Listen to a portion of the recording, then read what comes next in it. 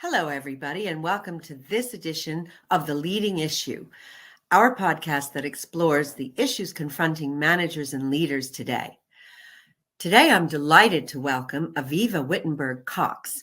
She's a coach, writer, speaker, specializing in generational and gender balance. She's an expert on longevity and hosts the 4 Quarter Lives podcast, which I had the privilege to appear on earlier this year. She sits on the board of the UK National Innovation Centre for Aging and is an ambassador for the Stanford Centre for Longevity. CMI was also delighted to welcome her onto our Everyone Economy Advisory Council, where she supported our project to understand inclusion and opportunities in the workplace. Welcome, Avivah. Lovely to be with you, Ed, always. Thank you. So, Avivah, could you start by giving us the whistle-stop tour of your career? Yes, whistle stop. I've changed a lot, so let me really whistle stop. I started life as a computer programmer. It's good to get IT in early, right? It gets you ready for the ride. And I joined L'Oreal as a computer programmer in Paris. That was how I started my career. A nice way to start your career. Paris and IT. I mean, those are two good things to get under your belt. And then I always did a little bit of journaling, some of my writing preferences that you can still see. And then went and did an MBA at INSEAD, got into management consulting, started my own corporate communications consulting business that I ran for a decade. I became a coach. I got very interested via the foundation of, I was the founder of the Global Professional Women's Network, now called Global PWN. I started that in Paris back in '96.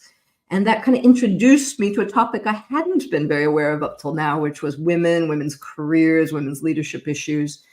And I grew this foundation to become one of Europe's largest, which got me interested in coaching. I became a coach. I started working on women's leadership issues and executive coaching for women until I had a bit of an epiphany in 2005.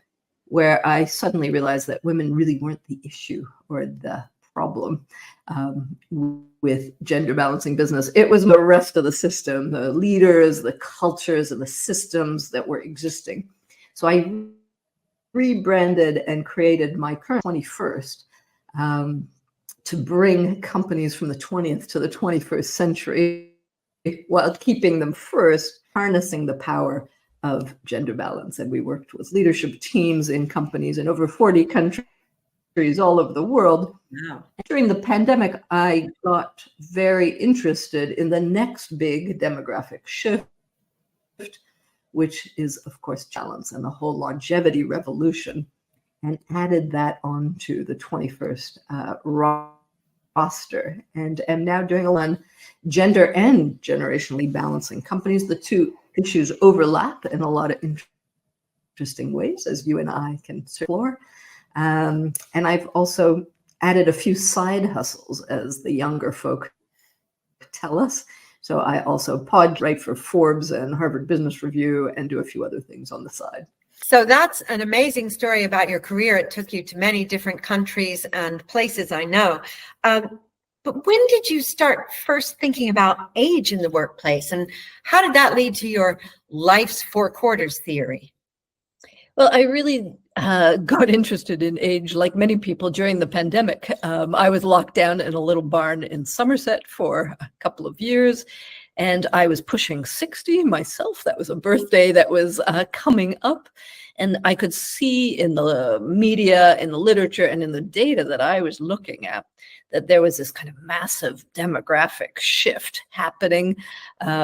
Fewer and fewer, partly a gender issue, fewer and fewer babies being born, lots of demographic balances shifting, and these fast aging countries that I was reading more and more about. So kind of 60th birthday gift to myself was a year off at Harvard in their advanced leadership initiative, which gave me the kind of time and space to really deep dive on the topic Mhm. and research it all over the place, including at MIT's Age Lab with Joe Coughlin and other leaders in the space, and did a lot of thinking, writing, and podcasting about it, which led to my basically layering this whole issue of generational balance in the consulting work we do with organizations, so that balance is now for us two of the biggest demographic shifts of this 21st century.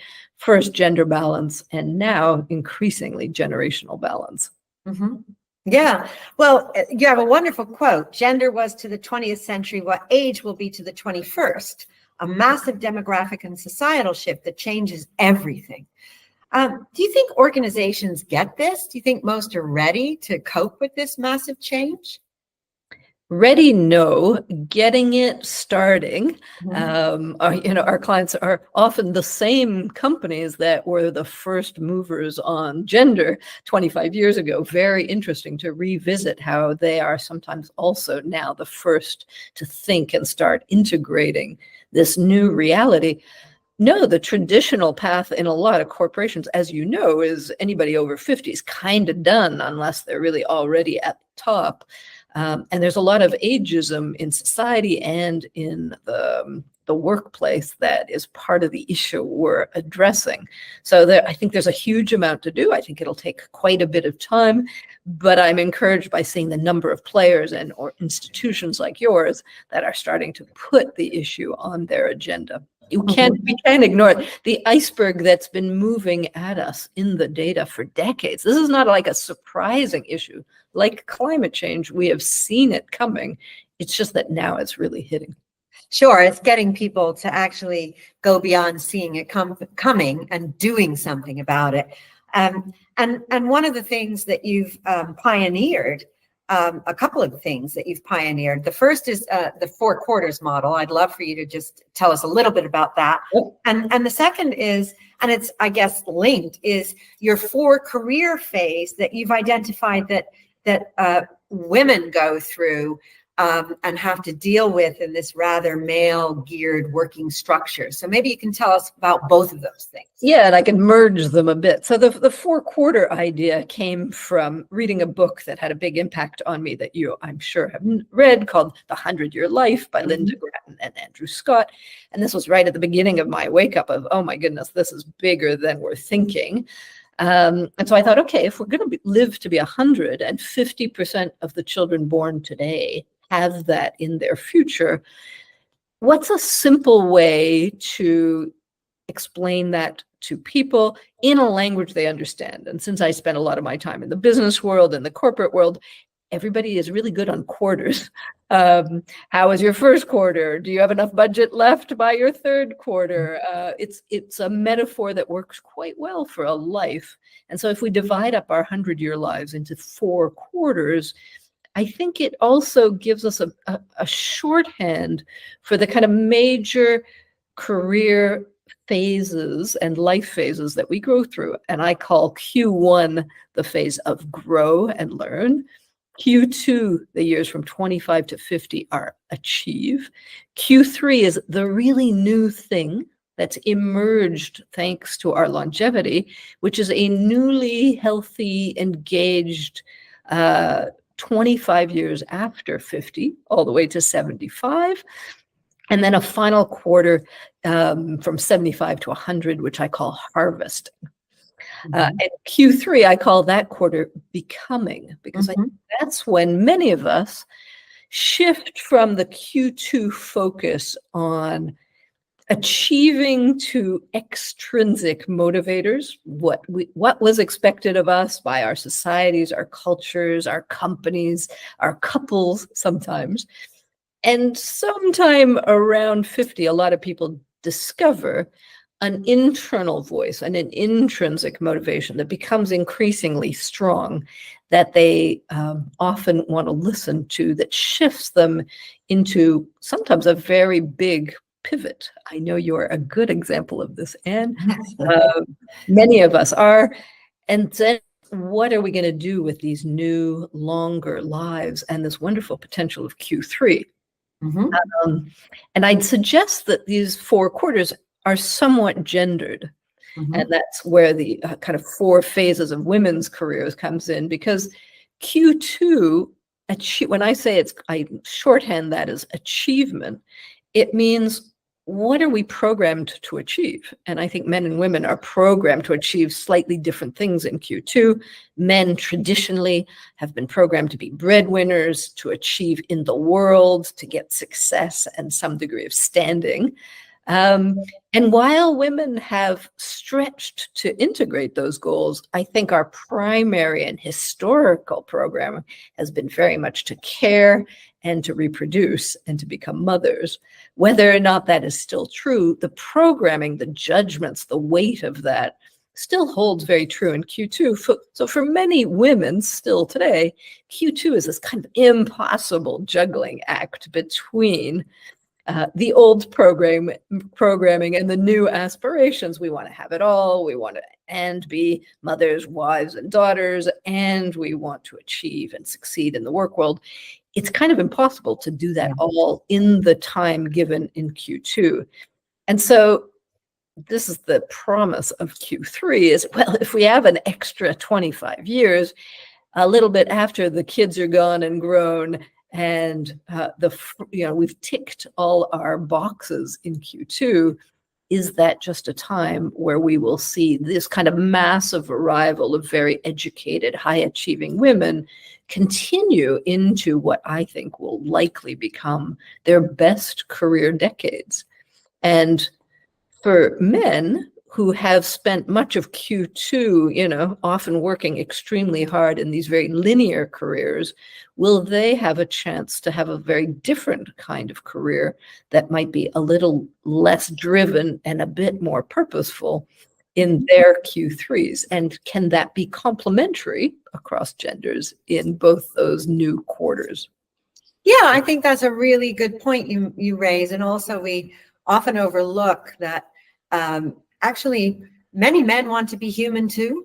And they look back at their Q2 and they say, who was this always working, hard charging guy that missed his kids growing up? Maybe I'd like to correct that. I wish I hadn't done that, right?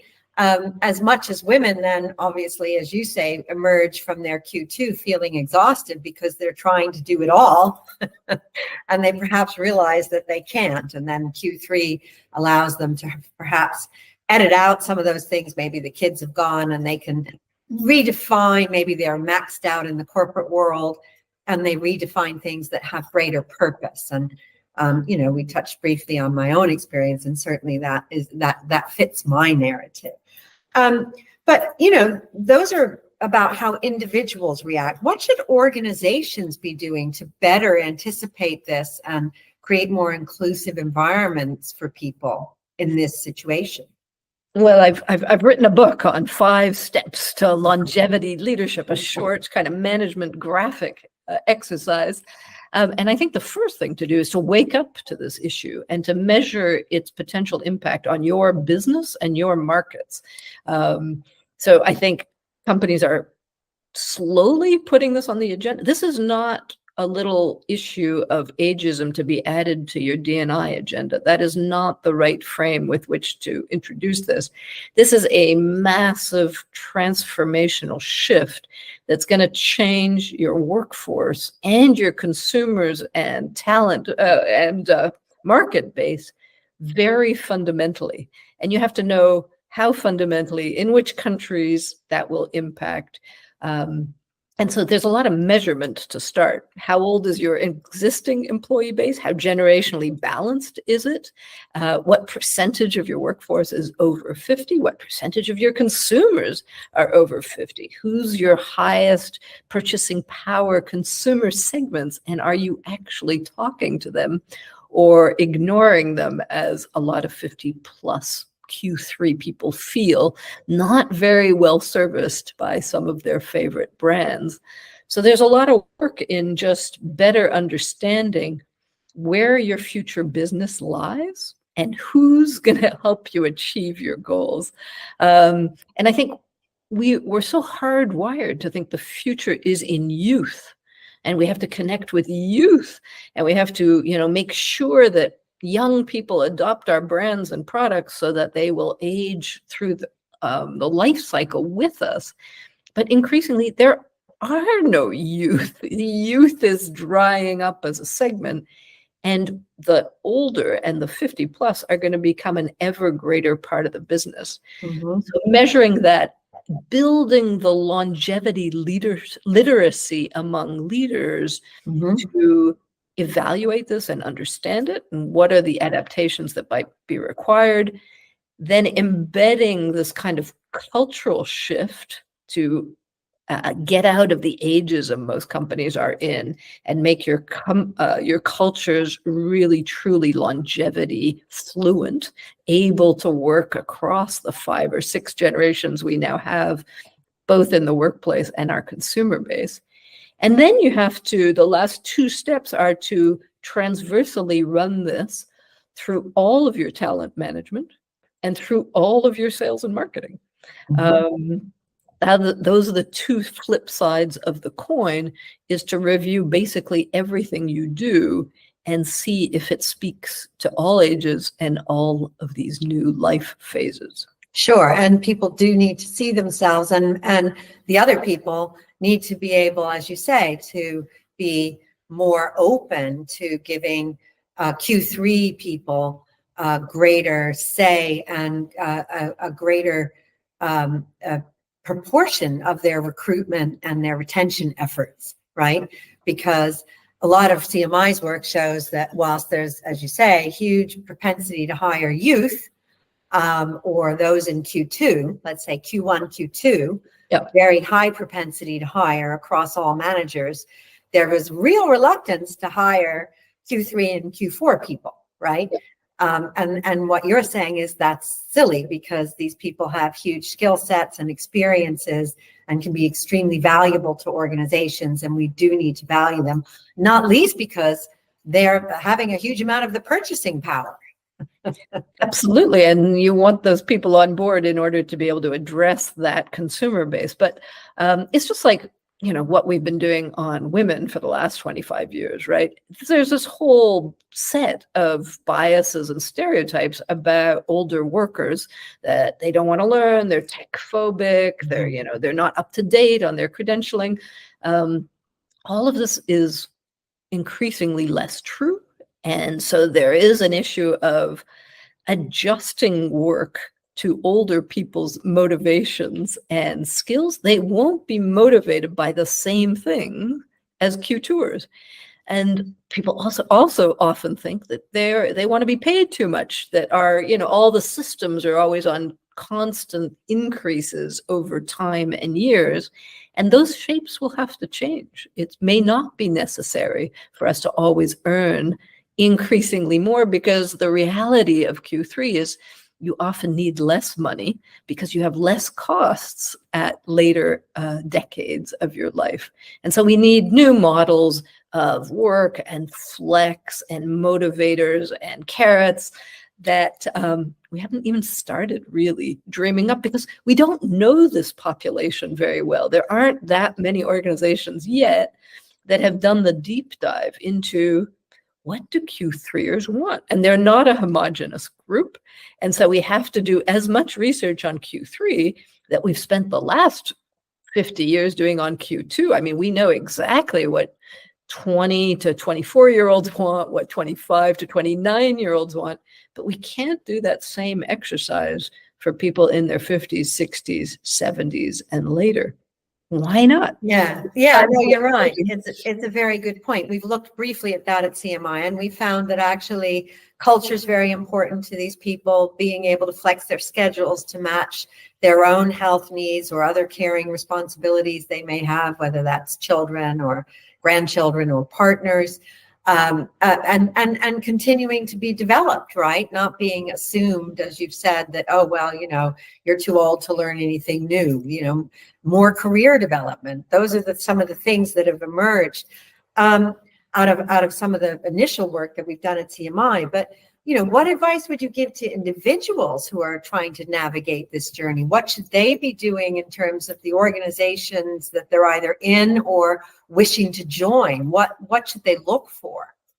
I think probably two things. For Q3ers who want to keep going and grow and give back and stay engaged in existing employment, I think you have to make a lot of noise that is what you want. You've got to communicate it loud and clearly, because we pioneers of this generation need to realize the water in which we swim, which is just profoundly ageist and set and designed for a different life course and a different generation. So we've got to change it, and we each will be working within our organizations to change mindsets, change systems, and get people to realize that there are a lot of us who still want to work and grow and succeed in Q3. So make a lot of noise, model the change you want to see, do all that kind of thing. If you're not in an organization and you're looking for work or to join organizations, there's some really interesting work, particularly from the OECD, on midlife career change that says really clearly that hiring managers are super ageist. And what they're looking for is a pretty clear list that they don't really value decades of experience. What they value on the employer side is credentials, certifications, proof that you're learning and growing and ready to keep going. And that's not very hard for us to do. So I think the advice for Q3ers who want to get a new job is credential up, get stamped by a few organizations. Oh, become a chartered manager, for example. Become a chartered fellow or manager. companion. Prove the appetite and the ambition that people will be looking for. Because once these organizations actually hire older workers, they do find they outperform. Yeah. It's just the hiring decision that's a bit clogged up by some of our outdated stereotypes. Yeah, it's a very fair point. And we still do have those outdated stereotypes. So we still have quite a lot of work to do at the organizational and individual level. Yeah, I mean, half the barrier is we're ageist against our own future selves. And we, you constantly hear people saying, oh, I can't do that, I'm too old. Well, yes, you can. Yes. It's time to rethink your own obstacles and settings. And sometimes your environment isn't very helpful. Your friends, your peers, your partner at home may not be on the same wavelength as you. And then it's time to find, new connections. Yeah, no, it's a very good point. We often put ourselves inside our own boxes. I'm too old, I can't do that. When what you're saying is, no, focus on what you can do. And it's still quite a lot. Yeah. Great. Well, I know that you're running a longevity leadership program at Católica Lisbon Business School in Portugal this summer. Do our European neighbors have a different approach to longevity in the workplace than, for example, you might see in the UK or the US? Yes, I mean, I think, listen, the UK and the US are pretty workaholic cultures, right? I mean, we work to live. We don't really live. We live to work. We don't really work to live. So I think the continent has a different value system. They will hold very tightly, as we know, to some of their retirement ages that are going up everywhere. We've seen a number of countries, not just France, where people get in the streets and rebel against this redesign of older life. The US and the UK, they don't have official national retirement ages. So you can work till as long as until you drop, which is very attractive for people who are able and ready to do that. It's very difficult for people who are not. So depending what side of the coin you're on, aging for the moment is a hugely unequal phenomenon.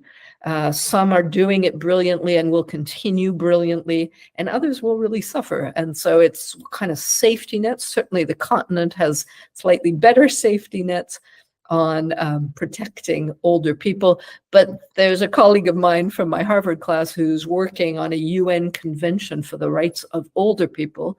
I think we'll see much more care and attention being drawn to how do we age well, healthily, and in a purposeful way without shutting people out who really can't. The UK as you know, is struggling with 500,000 older people who haven't gone back to work since the pandemic, many for health reasons. And it's that's a real problem. If our healthcare systems can't keep up with our aging phenomenons, we're going to have a workforce that's stymied in its ability to rise to the occasion. Yes, all very fair points. And of course, we do need to take a look at what's going on in things like the NHS in this country and make sure that it's fit for purpose for helping us to address this issue. Because of course, also work is important for well-being, right? And for good health. So the two can reinforce each other if done in a positive way. Our definition of work is often very limited, and we keep conflating it with being paid. Yeah. There's a huge charitable sector and nonprofit sector in every country of the world. That's work too. And so the kind of work that people work, you just need to stay purposeful, whatever that is in your definition and your life. Yes, absolutely. You're right. It's not necessarily about getting paid. It's about being purposeful and doing things that have impact and give you meaning. I think that's a great summary of the kind of work that we're talking about here.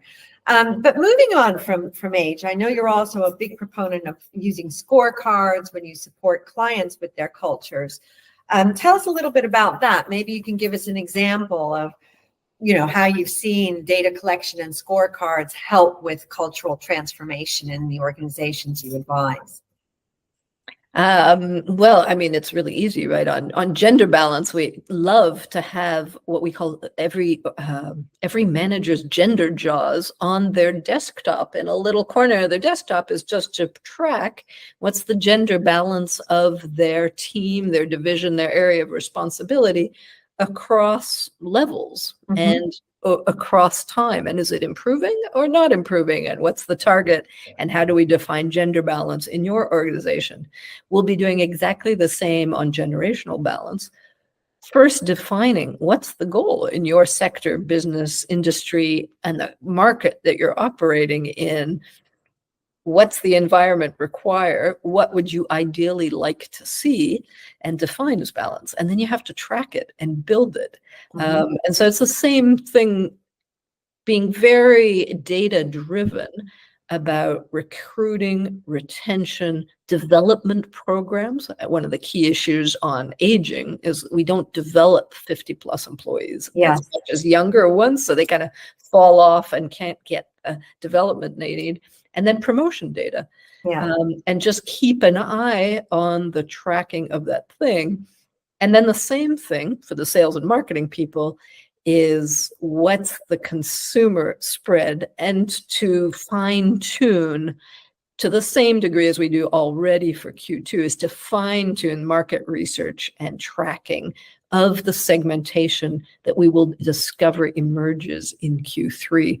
50s, 60s, 70s, 80s, those are very different decades, and people have very different needs and interests in each of them, but we don't know very well what they are, and it's time we learn. So another scorecard is how much data do we have? How are we tracking it? But surely we're just going to be releasing some research that shows this, that organizations that just have the data but don't do the culture are actually no better off than the for it. And so it isn't only the data, it's the doing, using the data to do things differently. And how might you how do you use that data to spur action, meaningful and intentional action, rather than just, there's the data? Well, I think sometimes it's very interesting to me how data is communicated. I think we need to be much better, and some people are. It's a growing, specialization, is to make data sing. It's got to be impactful. I've always been astonished how boring, you don't want to look at a list of numbers that show nothing. We saw that repeatedly on the gender front with these dumb little trackings of, the percentage of women that went up 1% a year, and it would never gender balance an organization. I think it's all got to be first, and this is why we talk a lot about longevity, leadership literacy, is it really helps if leaders understand from the data what the challenge is. Like, where's the problem? Do we have a recruiting problem, a retention problem, a promotion problem? They never know. I mean, and the data and the way it's presented and visualized often doesn't make those things clear. And the same is true for the moment on generations. Most companies just really aren't looking at it. They haven't set up the data collection to really look at age and stage and start digging into motivations and interests across the life cycle in a really purposeful way, and then to train leaders and managers in what those differences are and how to manage across them. Mm. So Yes. So work ahead. a lot to do is what you're telling us. A lot to do. Well, Avivah, I think it's wonderful that you've agreed to chat to us. I mean, my final question, we ask all our guests this: if you were in charge, let's wave a wand and you're running the country, what is the one leading issue you would focus on and why? Oh, what's the one leading issue? I think I'm going to be really unfair, right? And say, I think the three key issues I see are interrelated so deeply that they have to be done together. And for me, it's climate, tech, and age, longevity. We are going to be living much longer. I think most of the boomers who are going to be pushing towards 100 were early environmentalists, that we should be absolutely harnessing their skills. And we could certainly harness their skills better if they became totally fluent in AI, which is now much less complicated than any previous technological version. It's going to power the productivity of people of every age, and I think can get us into levels that we've never seen before. And I really wonder if this is just an evolutionary reason we will one day understand that we'll age, our populations will probably shrink, and we will probably become much more productive. So what would I do? I'd bundle those things together. I'd make sure we have people focused on their interrelations and how we can accomplish three goals at the same time using everyone. So that sounds like a very optimistic picture that you're painting if you were in charge and we did that. Is that right? The potential, we have two choices. Either we really learn how to use all these old people and figure out what a world without babies is going to be like in a positive frame, or we're going into a hugely dystopian future, which is always possible. It's just that we might as well not work towards it. I think we have the chance to really leverage some of the trends we're seeing. We will become fewer. We will become older. Are we going to become wiser is the real question. And will we be able to leverage maturity and wisdom to save us all? I think we need that. Yeah. It's a non-obvious outcome. I agree. Yeah. Well, let's hope that we do have that, the wisdom of our age, and that we are getting older and wiser and better, and not the reverse. Avivah, thank you so much for sharing your thoughts with us as ever. It's a huge pleasure to see you. Thanks for joining us on The Leading Issue. Thank you, and lovely to be with you. To our Q3s. Yes, indeed.